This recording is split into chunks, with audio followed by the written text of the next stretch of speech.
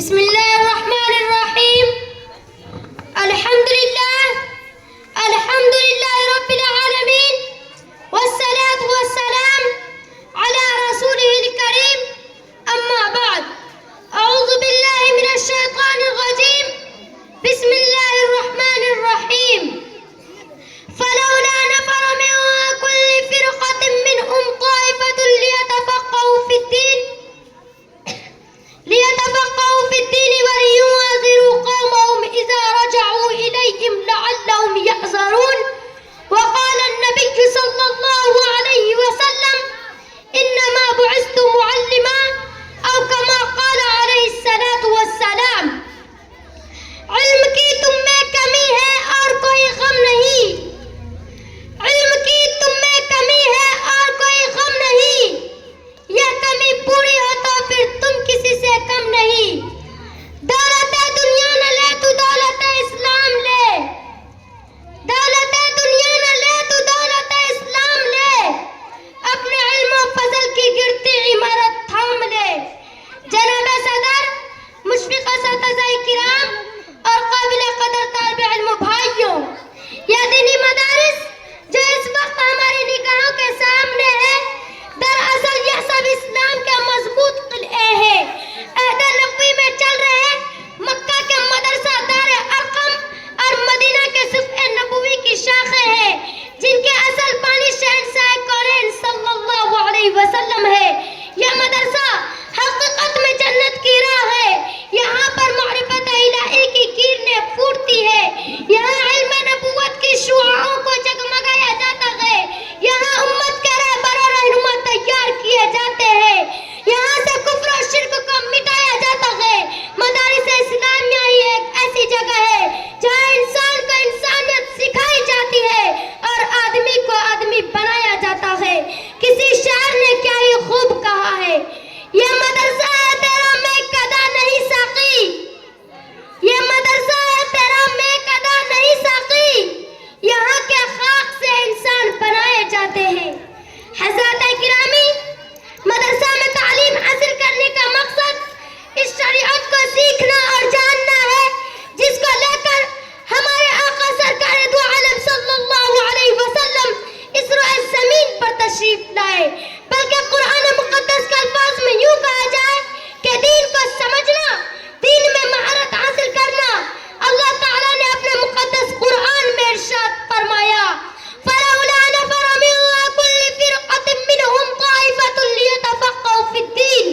کہ تم میں ایک ایسی جماعت ہونی چاہیے جو دین میں مہارت حاصل کرے، دین کی سمجھ اپنے اندر پیدا کرے اور پھر دین کو سمجھ کر اپنی قوم کے پاس جائے، اپنے محلے والے، اپنے گاؤں اور اپنے رشتہ دار والے کے پاس، اور لوگوں کو ڈرائے، سیدھی راہ کی رہنمائی کرے، غلط سے روکے.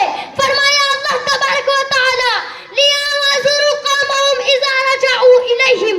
جب انسان کے اندر علم آئے گا، دین کی سمجھ پیدا ہوگی، شریعت کو جاننے لگا تو اللہ کی معرفت حاصل ہو جائے گی. ان کے دل میں خشیت الہی اور خوف خدا آ جائے گا. یہی وجہ ہے کہ روئے زمین پر اللہ رب العالمین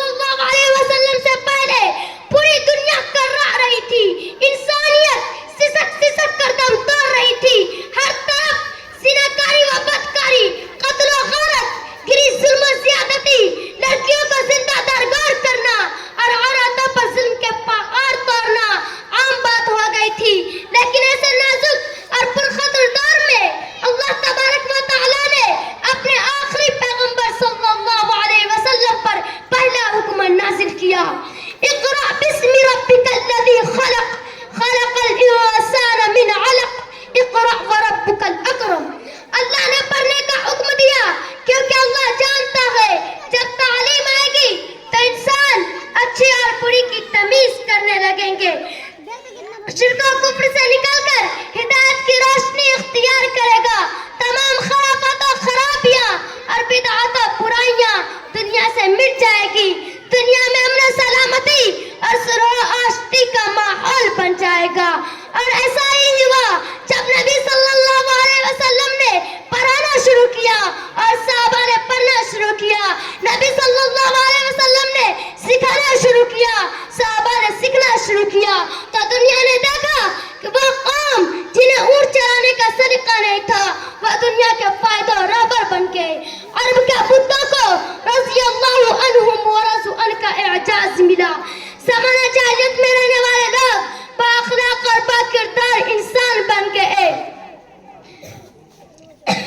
زمانہ جاہلیت میں رہنے والے لوگ بااخلاق اور باکردار انسان بن گئے. مدرسہ میں تعلیم حاصل کرنے کا مقصد تفقہ دین کے ساتھ ساتھ بااخلاق اور باکردار انسان بننا بھی ہے.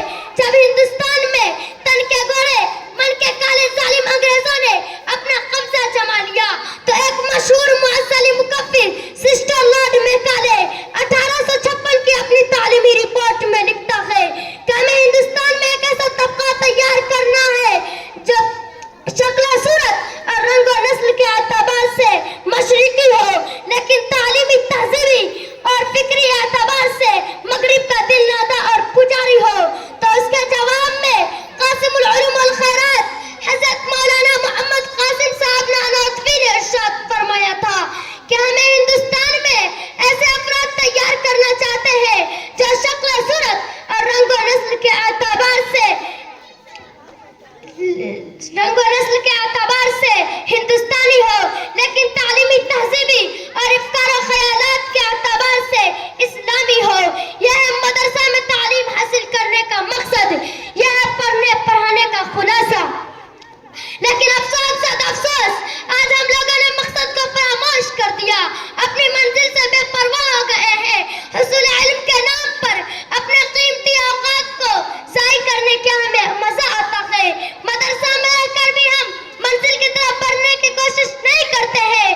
ہمارے قدم صحیح مقصد کی طرف نہیں بڑھ رہے ہیں. ہمارے ارادے بدل گئے, ہمارے منزلیں تبدیل ہو گئی, ہمارے مقصد میں تبدیلی آ گئی ہے. اللہ تعالی معاف کرے. میرے بھائیوں, آج پوری دنیا کے مسلمان مدارس اسلامیہ کی طرف متلاشی نگاہوں سے دیکھ رہے ہیں. ہمارے محلے والے, ہمارے گاؤں اور ہمارے رشتہ دار انتظار کر رہے ہیں. آج انہیں تلاش ہے حضرت نانوتوی جیسی عظیم شخصیت کی. آج انہیں انتظار ہے شیخ الہند, شیخ الاسلام جیسے عظیم بہادروں کا. آج انہیں ضرورت ہے حضرت منگیری جیسے عظیم مجاہد کی. آپ یقین کیجئے آنے والے دنوں میں قوم کے رہبر آپ ہوں گے, مستقبل کے امام انہی مدارس کے فارغین ہوں گے. میرے غیور ساتھیوں, آج حضرت نانوتوی کی روح آواز دے رہی ہے, حضرت گنگوئی کا دل پکار رہا ہے, حضرت منت کی قربانی ہمارے دلوں کو جھنجھوڑ رہی ہے. جملہ کابر کے سینے چیخ چیخ کر ہم سے فریاد کر رہا ہے کہ مدارس والوں, مدرسہ میں پڑھنے پڑھانے والوں, تم ہی مستقبل کے رہنما ہو, قوم کے سپاہی ہو, دین کے داعی ہو.